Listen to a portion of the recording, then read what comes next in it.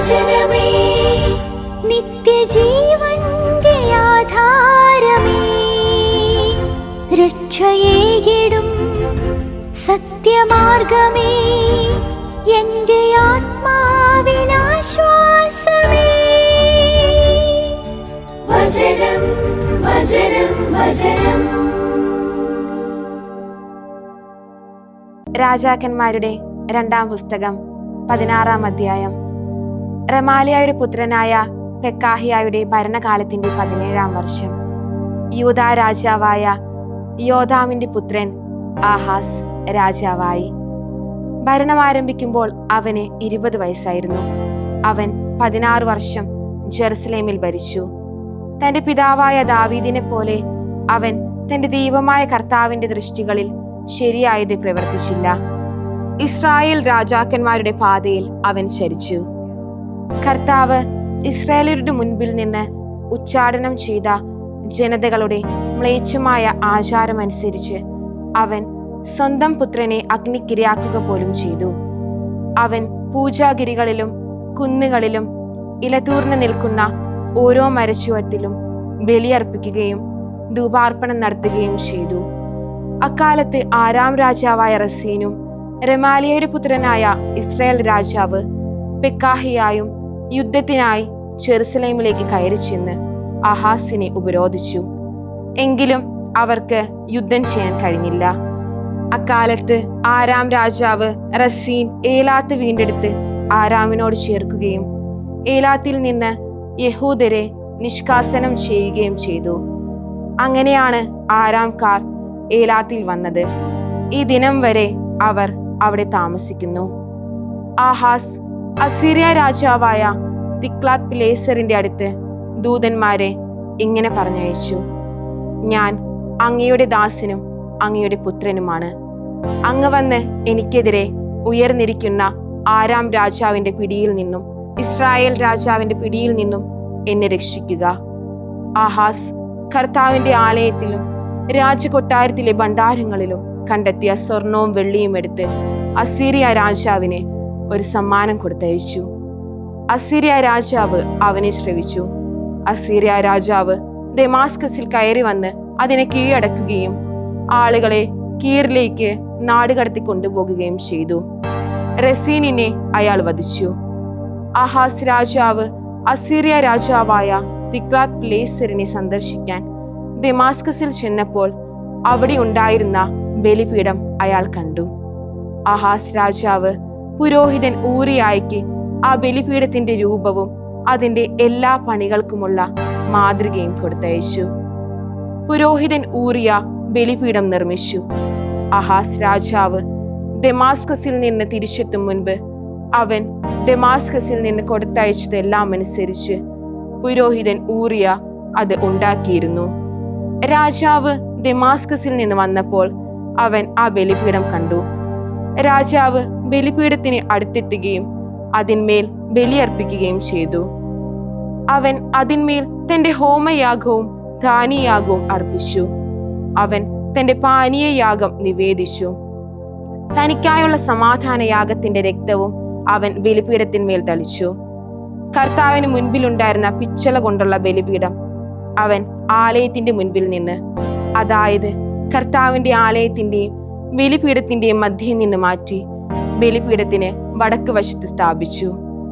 പുരോഹിതനായ ഊറിയായോട് ആഹാസ് രാജാവ് ഇപ്രകാരം കൽപ്പിച്ചു: മുഖ്യ ബലിപീഠത്തിന്മേൽ പ്രഭാത ഹോമയാഗവും സായാഹ്ന ധാന്യയാഗവും രാജാവിന്റെ ഹോമയാഗവും അവന്റെ ധാന്യയാഗവും ദേശത്തെ മുഴുവൻ ജനത്തിന്റെയും ഹോമയാഗവും അവരുടെ ധാന്യയാഗവും അവരുടെ പാനീയയാഗവും നീ അർപ്പിക്കുക.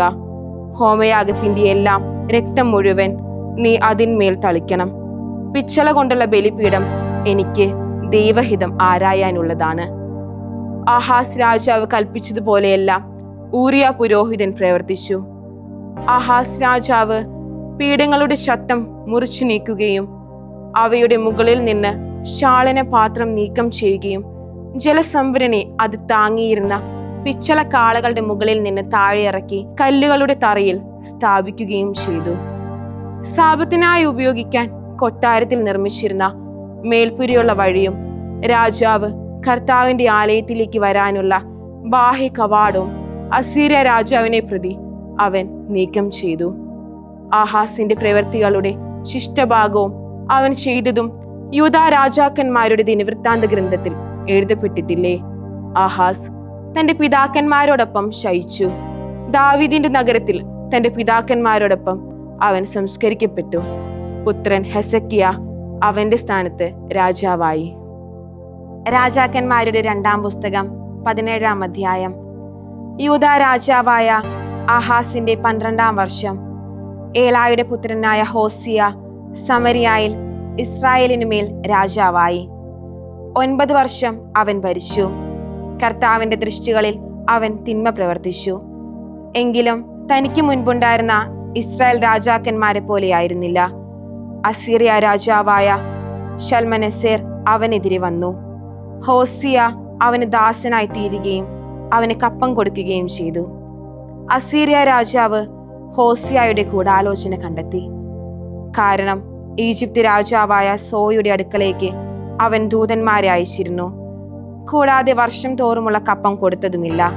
അസീറിയ രാജാവ് അവനെ ബന്ധിച്ച് കാരാഗൃഹത്തിൽ അടച്ചു. അസീറിയ രാജാവ് ദേശം മുഴുവനിലും പടയോട്ടം നടത്തി. അവൻ സമരിയായിൽ കയറി ചെന്ന് അതിനെതിരെ 3 വർഷത്തേക്ക് ഉപരോധം ഏർപ്പെടുത്തി.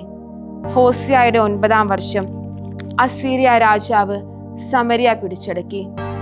ഇസ്രായേലിനെ അസീറിയയിലേക്ക് നാടുകടത്തി കൊണ്ടുപോയി.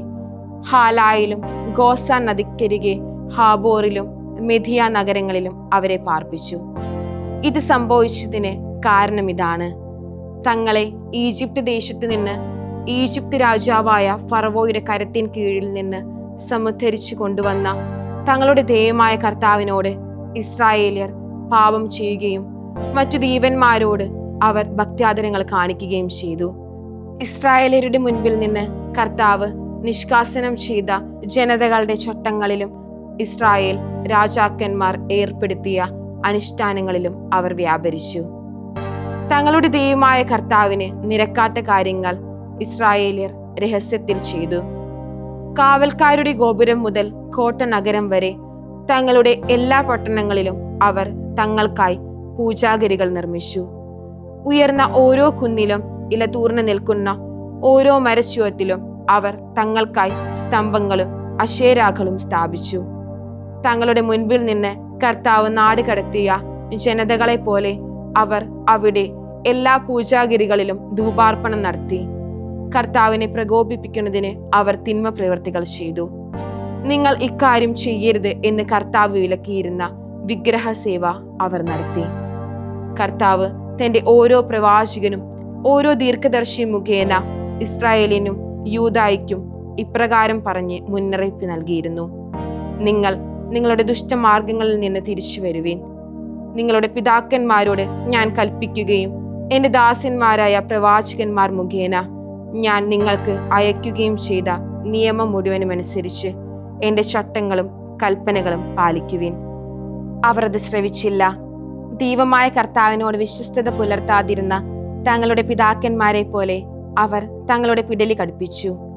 തങ്ങളുടെ പിതാക്കന്മാരോട് അവിടുന്ന് ചെയ്ത ഉടമ്പടിയും അവിടുത്തെ ചട്ടങ്ങളും തങ്ങൾക്കെതിരെ അവിടുന്ന് സാക്ഷ്യപ്പെടുത്തിയ പ്രമാണങ്ങളും അവർ അവഗണിച്ചു.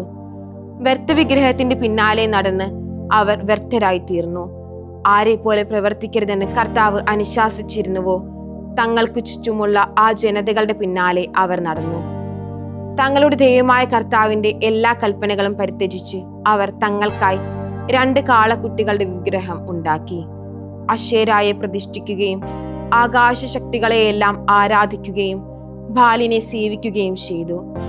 അവർ തങ്ങളുടെ പുത്രീപുത്രന്മാരെ അഗ്നിയിലൂടെ കടത്തിവിടുകയും ശകുനം നോക്കുകയും പ്രശ്നം വയ്ക്കുകയും കർത്താവിനെ പ്രകോപിപ്പിച്ചുകൊണ്ട് അവിടുത്തെ ദൃഷ്ടികളിൽ തിന്മ ചെയ്യുന്നതിന് തങ്ങളെ തന്നെ വിലക്കുകയും ചെയ്തു. അതിനാൽ കർത്താവ് ഇസ്രായേലിനെതിരെ വളരെ ക്രൂദ്ധനായി തന്റെ മുൻപിൽ നിന്ന് അവരെ നീക്കിക്കളഞ്ഞു. യൂദാ ഗോത്രമല്ലാതെ ഒന്നും അവശേഷിച്ചില്ല. യൂദായും തങ്ങളുടെ ദൈവമായ കർത്താവിന്റെ കൽപ്പനകൾ പാലിച്ചില്ല. ഇസ്രായേൽ ഉണ്ടാക്കിയ ചട്ടങ്ങളിൽ അവർ വ്യാപരിച്ചു. ഇസ്രായേൽ സന്തതിഗണം മുഴുവനെയും കർത്താവ് പരിത്യജിക്കുകയും ഞെരിക്കുകയും തന്റെ മുൻപിൽ നിന്ന് നിഷ്കാസനം ചെയ്യുന്നതുവരെ അവരെ കൊള്ളക്കാരുടെ കയ്യിൽ ഏൽപ്പിക്കുകയും ചെയ്തു. അവിടുന്ന് ഇസ്രായേലിനെ ദാവീദിന്റെ ഭവനത്തിൽ നിന്ന് വിച്ഛേദിച്ചപ്പോൾ അവർ നെബോത്തിന്റെ പുത്രനായ ജെറോബോവാമിനെ രാജാവാക്കി. ജെറോബോവാം ഇസ്രായേലിനെ കർത്താവിന്റെ പിന്നിൽ നിന്നകറ്റി അവരെ കൊണ്ട് മഹാപാപം ചെയ്യിച്ചു. ജെറോബോവാം ചെയ്ത എല്ലാ പാപങ്ങളിലും ഇസ്രായേലർ വ്യാപരിച്ചു. അതിൽ നിന്ന് അവർ പിന്മാറിയില്ല. കർത്താവ് തന്റെ ദാസന്മാരായ പ്രവാചകന്മാരെല്ലാം മുഖേന അരുൾ ചെയ്തതുപോലെ ഇസ്രായേലിനെ തന്റെ മുൻപിൽ നിന്ന് നിഷ്കാസനം ചെയ്യുന്നതുവരെ പിന്മാറിയില്ല. അതിനാൽ അവിടുന്ന് ഇസ്രായേലിനെ തന്റെ മണ്ണിൽ നിന്ന് അസീറിയയിലേക്ക് നാടുകടത്തിക്കൊണ്ടുപോയി. ഇന്നുവരെ അത് അങ്ങനെയാണ്. അസീറിയ രാജാവ് ബാബിലോൺ, കുത്ത, അവ്വ, ഹമാത്ത്, സെഫാർവയിം എന്നിവിടങ്ങളിൽ നിന്ന് ആളുകളെ കൊണ്ടുവന്ന് ഇസ്രായേലർക്ക് പകരം സമരിയ നഗരങ്ങളിൽ പാർപ്പിച്ചു. അവർ സമരിയ സ്വന്തമാക്കി അതിന്റെ നഗരങ്ങളിൽ വസിച്ചു. അവിടെ വാസം ആരംഭിച്ചപ്പോൾ അവർ കർത്താവിനെ ഭയപ്പെട്ടിരുന്നില്ല. അതിനാൽ അവിടുന്ന് അവരുടെ ഇടയിലേക്ക് സിംഹങ്ങളെ അയച്ചു. അവ അവരുടെ ഇടയിൽ കൊലയാളികളായി. അവർ അസീറിയ രാജാവിനോട് ഇപ്രകാരം പറഞ്ഞു: ദേശത്തെ ദൈവത്തിന്റെ ന്യായ പ്രമാണങ്ങൾ അങ്ങ് നാടുകടത്തി കൊണ്ടുപോയ ജനതകൾക്കും ഇസ്രായേലിന് പകരം സമരിയ നഗരങ്ങളിൽ പാർപ്പിച്ചവർക്കും അറിവില്ലാത്തതിനാൽ അങ്ങ് സിംഹങ്ങളെ അവരുടെ ഇടയിലേക്ക് അയച്ചു. ദേശത്തെ ദൈവത്തിന്റെ ന്യായ പ്രമാണം അറിയുന്നവരായി അവരിൽ ആരുമില്ലാത്തതിനാൽ ഇതാ അവ അവരുടെ ഘാതകരായി തീർന്നു. അസീറിയ രാജാവ് ഇപ്രകാരം കൽപ്പിച്ചു: അവിടെ നിന്ന് നിങ്ങൾ നാടുകടത്തി കൊണ്ടുവന്ന പുരോഹിതന്മാരിൽ ഒരുവനെ അവിടേക്ക് എത്തിക്കുക. അവൻ പോയി അവിടെ താമസിച്ച് അവരെ ദേശത്തെ ദൈവത്തിന്റെ ന്യായ പ്രമാണം പഠിപ്പിക്കട്ടെ. സമരിയായിൽ നിന്ന് അവർ നാടുകടത്തി കൊണ്ടുവന്ന പുരോഹിതന്മാരിൽ ഒരുവൻ ബേഥേലിൽ ചെന്ന് താമസിച്ച് എപ്രകാരം കർത്താവിനെ ഭയപ്പെടണമെന്ന് അവരെ പഠിപ്പിച്ചു. ഓരോ ജനതയും തങ്ങളുടെ ദൈവന്മാരെ ഉണ്ടാക്കി. തങ്ങൾ വസിച്ചിരുന്ന പട്ടണങ്ങളിൽ സമരിയാക്കാർ നിർമ്മിച്ചിരുന്ന പൂജാഗിരി ഭവനത്തിൽ പ്രതിഷ്ഠിച്ചു. ബാബിലോണിലെ ആളുകൾ സുക്കോത്ത് ബെനോത്തിനെ ഉണ്ടാക്കി. കുത്തായിലെ ആളുകൾ നെർഗാലിനെ ഉണ്ടാക്കി. ഹമാത്തിലെ ആളുകൾ അഷീമയെ ഉണ്ടാക്കി. അവ്വാക്കാർ നിബ്ഹാസ്, താർക്കാർ എന്നിവയും ഉണ്ടാക്കി. സെഫാർവയംകാർ അവരുടെ ദേവന്മാരായ അദ്രാമെലേക്കിനെയും അന്നാമെലേക്കിനെയും തങ്ങളുടെ മക്കളെ അഗ്നിയിൽ ഹോമിച്ചു. അവർ കർത്താവിന് ഭയപ്പെട്ടിരുന്നെങ്കിലും തങ്ങൾക്കായി എല്ലാ കൂട്ടരിൽ നിന്നും പൂജാഗിരികളിൽ പുരോഹിതന്മാരെ നിയമിച്ചു. പൂജാഗിരി ഭവനത്തിൽ അക്കൂട്ടർ അവർക്ക് വേണ്ടി പ്രവർത്തന നിരതരായി. അവർ കർത്താവിനെ ഭയപ്പെടുകയും ഒപ്പം ഏതു ജനതകൾ നിന്ന് തങ്ങളെ നാടുകടത്തി കൊണ്ടുവന്നുവോ അവരുടെ ആചാരം അനുസരിച്ച് തങ്ങളുടെ ദൈവന്മാരെ സേവിക്കുകയും ചെയ്തു. ഇന്നും അങ്ങനെ തന്നെ തങ്ങളുടെ ആദിത്യ ആചാരങ്ങൾ അനുസരിച്ച് അവർ പ്രവർത്തിക്കുന്നു. അവരിൽ ആരും കർത്താവിനെ ഭയപ്പെടുന്നില്ല. ഇസ്രായേൽ എന്ന് അവിടുന്ന് പേര് നൽകിയ യാക്കോബിന്റെ സന്തതികൾക്ക് കർത്താവ് നൽകിയ കൽപ്പനയോ നിയമമോ തങ്ങളുടെ ന്യായ പ്രമാണമോ ചട്ടങ്ങളോ അനുസരിച്ച് ആരും പ്രവർത്തിക്കുന്നുമില്ല. കർത്താവ് അവരുമായി ഉടമ്പടി ഉണ്ടാക്കി ഇപ്രകാരം കൽപ്പിച്ചു: നിങ്ങൾ അന്യദേവന്മാരെ ഭയപ്പെടുകയോ അവരെ നമിക്കുകയോ അവരെ സേവിക്കുകയോ അവയ്ക്ക് ബലിയർപ്പിക്കുകയോ ചെയ്യരുത്. ഈജിപ്ത് ദേശത്ത് നിന്ന് തന്റെ കരുത്തുറ്റ കരം നീട്ടി നിങ്ങളെ ഉദ്ധരിച്ചു കൊണ്ടുവന്ന കർത്താവിനെ മാത്രമേ നിങ്ങൾ ഭയപ്പെടാവൂ. അവിടുത്തെ നിങ്ങൾ ആരാധിക്കണം. അവിടത്തേക്ക് നിങ്ങൾ ബലിയർപ്പിക്കണം.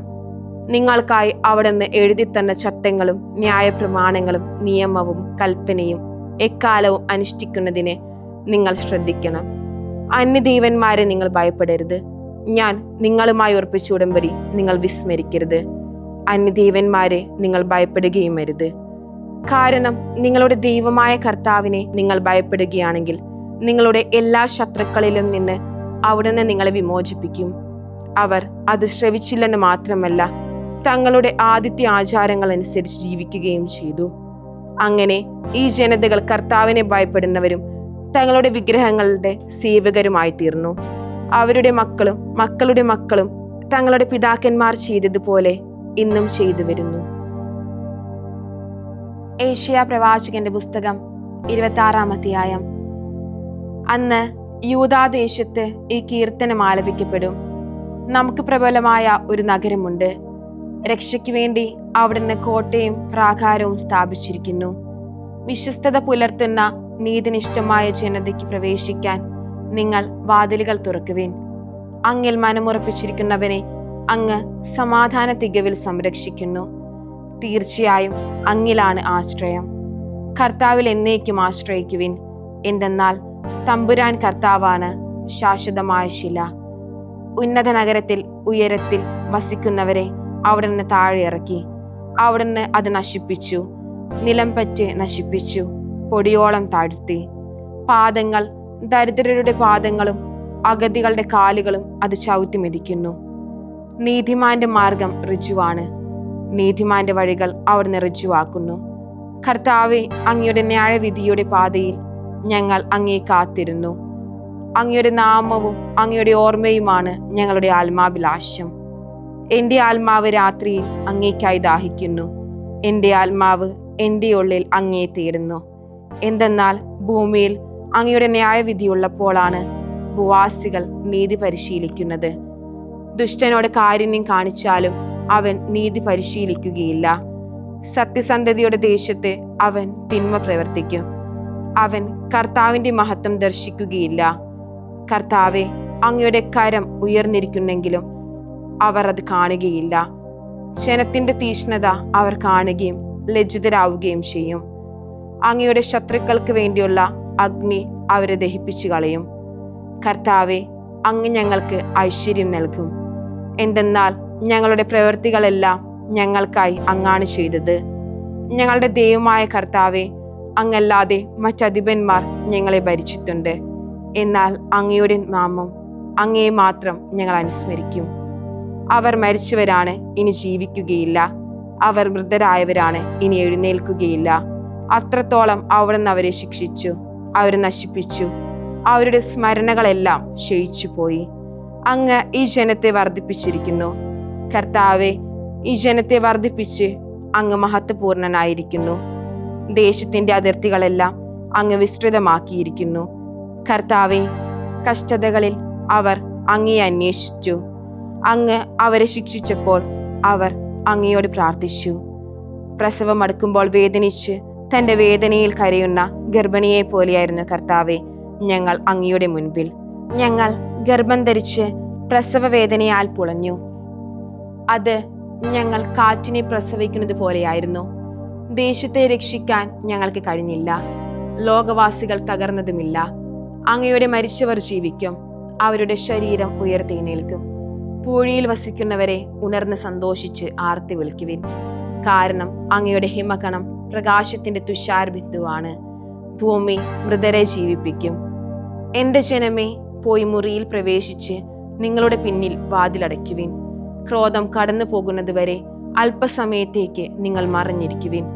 എന്തെന്നാൽ ഇതാ, ഭൂവാസികളെ അവരുടെ അകൃത്യങ്ങളെ പ്രതി ശിക്ഷിക്കുവാൻ കർത്താവ് തന്റെ വിശുദ്ധ സ്ഥലത്ത് നിന്നും പുറപ്പെടുന്നു. ഭൂമി തന്റെ രക്തച്ചൊരിച്ചിൽ വെളിപ്പെടുത്തും. തന്റെ വധിക്കപ്പെട്ടവരെ ഇനിയും അവൾ മറച്ചു വെക്കുകയില്ല. വിശുദ്ധ യോഹന്നാൻ എഴുതിയ സുവിശേഷം 14-ാം അധ്യായം 15 മുതൽ 31 വരെയുള്ള തിരുവചനങ്ങൾ. നിങ്ങൾ എന്നെ സ്നേഹിക്കുന്നെങ്കിൽ എൻ്റെ കൽപ്പനകൾ പാലിക്കും. ഞാൻ പിതാവിനോട് അപേക്ഷിക്കുകയും എന്നേക്കും നിങ്ങളോട് കൂടെ ആയിരിക്കുവാൻ മറ്റൊരു ആശ്വാസകനെ അവിടുന്ന് നിങ്ങൾക്ക് തരികയും ചെയ്യും. ഈ സത്യത്തിന്റെ ആത്മാവിനെ സ്വീകരിക്കാൻ ലോകത്തിന് സാധിക്കുകയില്ല. കാരണം അത് അവനെ കാണുകയോ അറിയുകയോ ചെയ്യുന്നില്ല. എന്നാൽ നിങ്ങൾ അവനെ അറിയുന്നു. കാരണം അവൻ നിങ്ങളോടൊത്ത് വസിക്കുന്നു, നിങ്ങളിൽ ആയിരിക്കുകയും ചെയ്യും. ഞാൻ നിങ്ങളെ അനാഥരായി വിടുകയില്ല. ഞാൻ നിങ്ങളുടെ അടുത്തേക്ക് വരുന്നു. അല്പസമയം കൂടി കഴിഞ്ഞാൽ ലോകം എന്നെ കാണുകയില്ല, എന്നാൽ നിങ്ങൾ എന്നെ കാണും. ഞാൻ ജീവിക്കുന്നു, അതിനാൽ നിങ്ങളും ജീവിക്കും. ഞാൻ എൻ്റെ പിതാവിലും നിങ്ങൾ എന്നിലും ഞാൻ നിങ്ങളിലുമാണെന്ന് ആ ദിവസം നിങ്ങൾ അറിയും. എൻ്റെ കൽപ്പനകൾ സ്വീകരിക്കുകയും പാലിക്കുകയും ചെയ്യുന്നവനാണ് എന്നെ സ്നേഹിക്കുന്നത്. എന്നെ സ്നേഹിക്കുന്നവനെ എൻ്റെ പിതാവും സ്നേഹിക്കും. ഞാനും അവനെ സ്നേഹിക്കുകയും എന്നെ അവനെ വെളിപ്പെടുത്തുകയും ചെയ്യും. യൂദാസ് കറിയോത്തയല്ല അവനോട് പറഞ്ഞു, നീ നിന്നെ ഞങ്ങൾക്ക് വെളിപ്പെടുത്താൻ പോകുന്നു, എന്നാൽ ലോകത്തിന് വെളിപ്പെടുത്തുകയില്ല എന്ന് പറഞ്ഞതെന്താണ്? യേശു പ്രതിവചിച്ചു, എന്നെ സ്നേഹിക്കുന്നവൻ എൻ്റെ വചനം പാലിക്കും. അപ്പോൾ എൻ്റെ പിതാവ് അവനെ സ്നേഹിക്കുകയും ഞങ്ങൾ അവൻ്റെ അടുത്ത് വന്ന് അവനോടൊപ്പം വാസമുറപ്പിക്കുകയും ചെയ്യും. എന്നെ സ്നേഹിക്കാത്തവനോ എൻ്റെ വചനങ്ങൾ പാലിക്കുന്നില്ല. നിങ്ങൾ ശ്രവിക്കുന്ന ഈ വചനം എൻ്റേതല്ല, എന്നെ അയച്ച പിതാവിൻ്റേതാണ്. നിങ്ങളോട് കൂടെ ആയിരിക്കുമ്പോൾ തന്നെ ഇവ ഞാൻ നിങ്ങളോട് പറഞ്ഞിരിക്കുന്നു. എന്നാൽ എൻ്റെ നാമത്തിൽ പിതാവ് അയക്കുന്ന ആശ്വാസകനായ പരിശുദ്ധാത്മാവ് എല്ലാ കാര്യങ്ങളും നിങ്ങളെ പഠിപ്പിക്കുകയും ഞാൻ നിങ്ങളോട് പറഞ്ഞിട്ടുള്ളവയെല്ലാം നിങ്ങളെ അനുസ്മരിപ്പിക്കുകയും ചെയ്യും.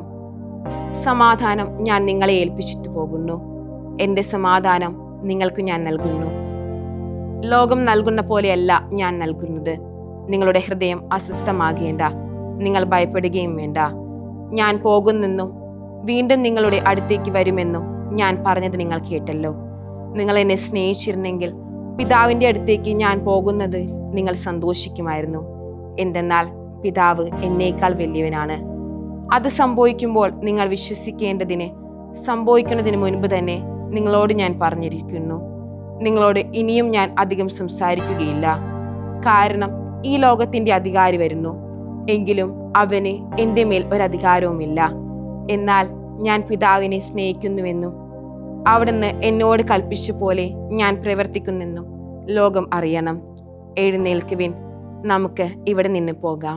ദൈവവചനമേ, നിത്യജീവന്റെ ആധാരമേ, രക്ഷയേകിടും സത്യമാർഗമേ, എന്റെ ആത്മാവിനാശ്വാസം.